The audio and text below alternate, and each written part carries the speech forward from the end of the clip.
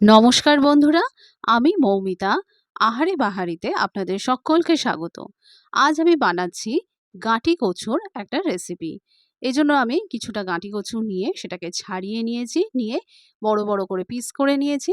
কিন্তু এখনো পর্যন্ত কচুকে ধুইনি। ধোয়ার আগে আমি এর মধ্যে একটু হলুদ গুঁড়ো মাখিয়ে নিচ্ছি। এই হলুদ গুঁড়োটাকে ভালো করে কচুর সাথে মাখিয়ে নেব ধোয়ার আগে। এবারে মাখিয়ে নিয়ে আমি 10 থেকে 15 মিনিট এটাকে সাইডে রেখে দিচ্ছি। মাখানো হয়ে গেছে, এবার এটাকে রেখে দিচ্ছি। এখানে নিয়ে নিয়েছি দুটো ইলিশ মাছের মাথা। এটাকে নুন আর হলুদ দিয়ে মাখিয়ে নিচ্ছি। মাখিয়ে নেওয়ার পর এই মাথা দুটোকে ভালো করে কড়কড়ে করে ভেজে নেব। কড়াইতে সর্ষে তেল দিয়ে গরম করে নিচ্ছি মাছ ভাজার জন্য।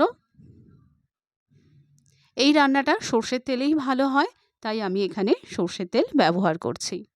এবারে তেল গরম হয়ে গেছে, মাছের মাথা দুটোকে ছেড়ে দিচ্ছি। মাছের মাথাটা ভেজে তুলে নিয়েছি। এবারে যে কচুটা হলুদ মাখিয়ে রেখে দিয়েছিলাম তাতে খানিকটা জল দিয়ে ভালো করে রগড়ে রগড়ে কচুটাকে ধুয়ে নিয়েছি। অন্তত দুবার কচুটাকে ভালো করে ধুয়ে নিতে হবে। যে তেলটা পড়ে রয়েছে তার মধ্যে দিয়ে দিচ্ছি কালো জিরে খানিকটা। এবারে এই ধুয়ে নেওয়া কচুগুলোকে তেলের মধ্যে ছেড়ে দিচ্ছি। এইভাবে হলুদ মাখিয়ে কচুটা ধুয়ে নেওয়ার ফলে কচুর যে ব্যাপারটা চুলকায়, অনেক সময় কচু খেলে আমাদের গলা চুলকায়, সেটা আর হবে না। কচুগুলোকে তেলের মধ্যে ছেড়ে দিচ্ছি। এই সময়ে আমি এর মধ্যে নুন দিয়ে দেবো পরিমাণ মতো, দিয়ে কচুগুলোকে লাল লাল করে ভেজে নেব। গ্যাসের ফ্লেমটা এই সময় বাড়িয়ে দেব।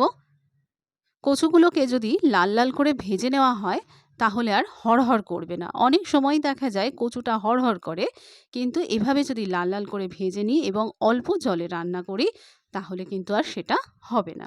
দেখুন বেশ লাল লাল হয়ে গেছে। এবারে মাঝখানটা একটু ফাঁক করে নিচ্ছি যাতে তেলটা বেরিয়ে আসে। এবারে এই তেলের মধ্যে দিয়ে দিচ্ছি আদা বাটা। খানিকটা আদা বাটা এর মধ্যে দিয়ে দিলাম, একেবারে তেলের মধ্যে দিয়ে দিলাম যাতে ভাজাটা ঠিকঠাকভাবে হয়, কোনো রকম কাঁচা গন্ধ না থাকে। এবারে আদা সাথে সাথে কচুটা আরও একটু ভাজা হয়ে গেল। এবারে দিয়ে দেবো গুঁড়ো মশলা। প্রথমেই দিয়ে দিচ্ছি 1 চামচ জিরের গুঁড়ো, এরপর দিয়ে দিচ্ছি 1 চামচ লঙ্কার গুঁড়ো, আর দিয়ে দিচ্ছি হলুদ গুঁড়ো 1 চামচ। মশলাটাকে এবার কচুর সাথে মিশিয়ে নিচ্ছি, একটু নেড়ে চেড়ে নিচ্ছি। দিয়ে এর মধ্যে দিয়ে দেব অল্প পরিমাণ জল। খুব বেশি জল দেব না, কারণ এই রান্নাটা শুকনো শুকনোই হবে। জলটা দিয়ে দিচ্ছি। এই সময় এর মধ্যে দিয়ে দেব একটু টমেটো সস। টমেটোর বদলে আমি এখানে টমেটো সস ব্যবহার করছি।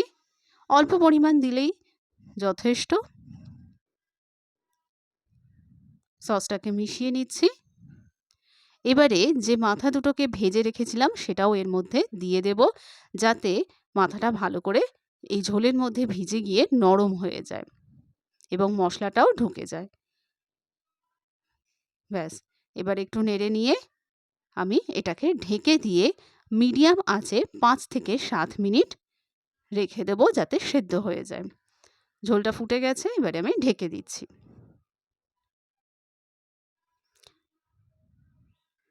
5-7 মিনিট পর ঢাকনাটা খুলে নিচ্ছি। দেখুন জল কতটা শুকিয়ে গেছে।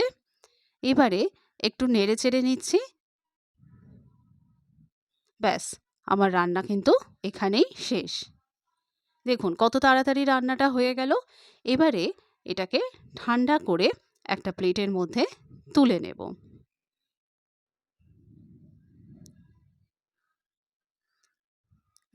তরকারিটাকে ঠান্ডা করে আমি প্লেটের উপর একটা কলার পাতা রেখে তার উপর আস্তে আস্তে এটাকে ঢেলে নিচ্ছি।